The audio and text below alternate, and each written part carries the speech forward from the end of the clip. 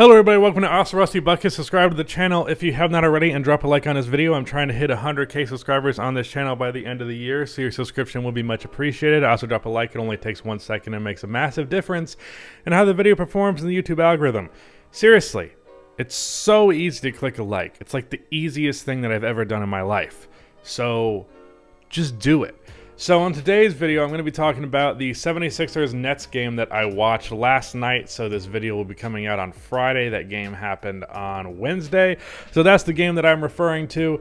I think I said at the end of my video on the Warriors-Grizzlies game, and specifically focused on the officiating, that I was not going to talk about this game. And then I realized I didn't have anything else to talk about, so I lied. I watched this game, and it was one that I saw it on the schedule, and I was like, ooh. And then I remembered Kevin Durant was injured, and I was like, eh. But then I watched it anyways, and it ended up being pretty good. What was pretty crazy about this game, and let me go ahead and pull up the tweet that I made about it just to point this out. The irony being that me tweeting it is kind of what put an end to it. But the Nets and the Sixers, in the first 17 minutes they played, combined for 113 points, which, if they had maintained that pace, they obviously did not, they would have combined for 319 points between the two of them. Now, that would not have been an NBA record. The record is, it was a Nuggets and another team that both scored 180 in like 5 overtimes. But other than that, I think regular season wise, they would have done that in regular season minutes, regulation rather. But they didn't keep it up. So I want to talk about the Sixers primarily in this video, so I guess I will just talk about the Nets first for the sake of just making sure we're covering both sides here.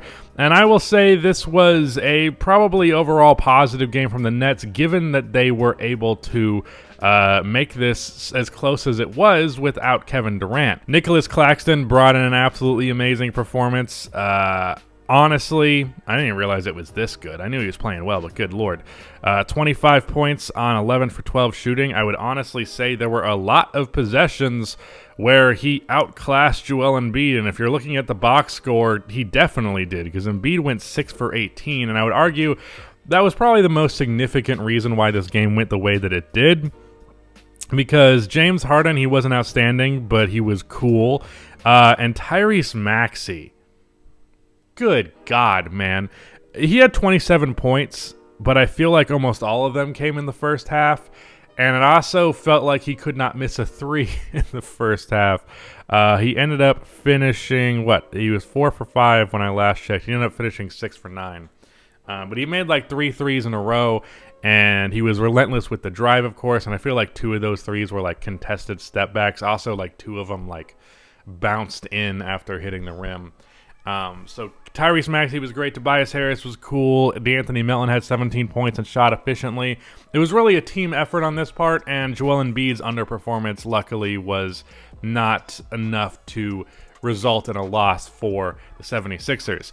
Outside of that, on the Nets side of things, Kyrie Irving had himself a really good game, and Ben Simmons, interesting game, I would say. Played all right defense at times. There were a couple of possessions where him and Nicholas Claxton together defensively looked immaculate. But Ben had like a 10 to 12 point third quarter, and he hit like a and one push shot like at the very end of the second. He finished with 12, so maybe it was that shot. I don't know. All I know is as great as he was in that quarter, he had multiple instances of passing the ball when he should be looking to score it. A couple of different times I can recall where he was near the rim.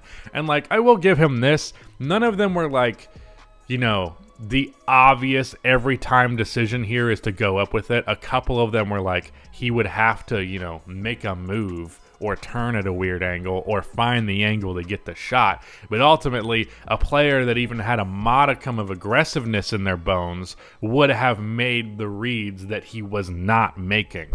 And you could tell when it happened, especially because, of course, Ben is playing in Philadelphia, in front of the fan base that hates his guts for the most part. So, anytime he would do it, the crowd would start screaming. Now, they would start screaming anytime he touched the ball because, again, they hate him. But outside of that scream, there was a different tone from the crowd, let's say, that you could feel when he would pass up these shots. And, yeah, a lot of discourse about him. Overall, he's had worse games, you know? And technically, I think Doris Burke was on the call. Someone said this. That 10 that he had in the third was the most points he had scored in a single quarter this season, which, you know, is kind of sad. But anyways, let's move on to the Sixers end of things. That's my thoughts on the Nets as far as, you know, the other stuff I would point out is just like things that can be solved by Kevin Durant being back. You know, like I felt like Seth Curry had too much, like had to do too much, like not as an insult to him in any way. Like he wasn't actively searching to do too much. I think just they were so shorthanded in terms of guys who can create their own shot that suddenly Seth Curry is the third best shot creator in some team's entire rotation. So there is that. But to talk about the Sixers, this is a team that I have been critical of my entire YouTube career. And oftentimes I get hate for that, but also every time I've been right. So I'm not apologizing. That said, this is a team that I was hopeful for this year. They started off the season really poorly and they kind of lost me. They have turned things around and they are now the 2 seed in the Eastern Conference. Now, that probably would have never happened if not for the Milwaukee Bucks slipping as unnecessarily as they have because of a variety of factors. But regardless of that, their improvement is deserving of mention. A lot of it has just been the continuity. Like, finally, you know, Joel Embiid's missed some time. I know that James Harden missed a month earlier on in the season.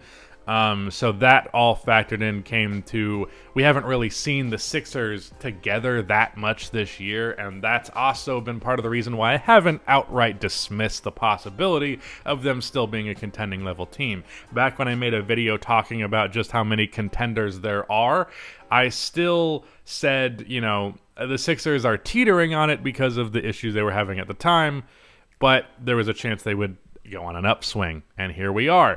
And even in spite of Joel Embiid having this terrible performance, the Nets take an L here because the overall product, the overall all-around team is cool. I still think there's some depth to be questioned. I think PJ Tucker, anytime he's around the basket, makes me want to puke. That's kind of how it's always been, but it's been especially egregious this year. He missed a wide-open reverse layup in this game. Probably missed another one, and I didn't even see it. But overall, I really like this Sixers team. Also, here's going to be a controversial take. I didn't hate the idea of Tyrese Maxey off of the bench. Now, that's not me suggesting in any capacity at all that Tyrese Maxey is not a starting level quality player. He absolutely is. I'm not blind and or stupid and or both. But he is the type of archetype of player that teams typically bring off of the bench, and I think taking a more balanced approach with James Harden at the point, DeAnthony Melton really just being a shooter and sometimes doing stuff off of the dribble, I think that dynamic early on and then bringing in that scoring punch that Tyrese Maxey brings to the table is really the best way for that rotation to go. Now, that does not necessarily mean that he has to come off of the bench because this is something I highlight off of all the time.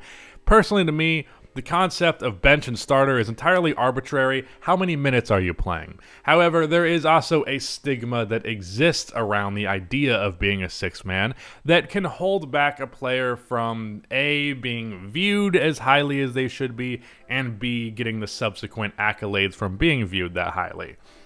The obvious player to point to, of course, is Manu Ginobili. Manu Ginobili has 2 All-Star games under his belt for his entire, 17, 18-year career. That's stupid. He was absolutely deserving of being an all-star more years than that. But dude came off of the bench, stigma associated. There you go.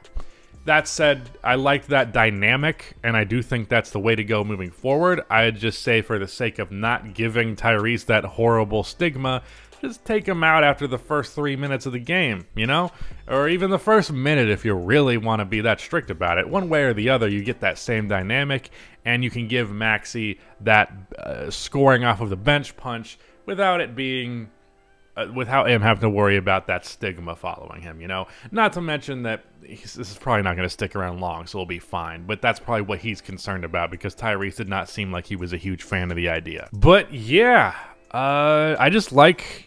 I like and feel good about this Sixers team. I'm still going to have the concerns that I've always had. There's the obvious injury stuff that always exists when Joel Embiid is your franchise player. It's even existed with James Harden in recent years.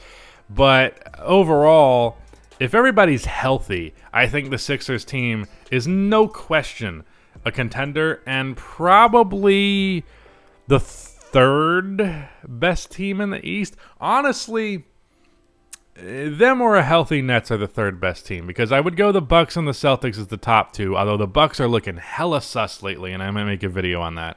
But right now, it would be those two teams, and then it's really a toss-up between the Nets and the Sixers for that third spot. If you want to be generous to the Cavaliers, you can throw them in there. I love that team, but if I'm being real, I probably think the Sixers and the Nets are a little bit better, but I would not be surprised if the Cavs came out on top in a series versus one of those teams. Yeah, but I just want to give the Sixers some love, because I know it's not something I do a lot, but in this instance, they're definitely very deserving of it. And just reflecting upon how many contenders there are in the NBA, I know I've done it before, but we really need to appreciate that. There's like 11 of them. That's crazy. Anyways, yeah, that's it. Goodbye.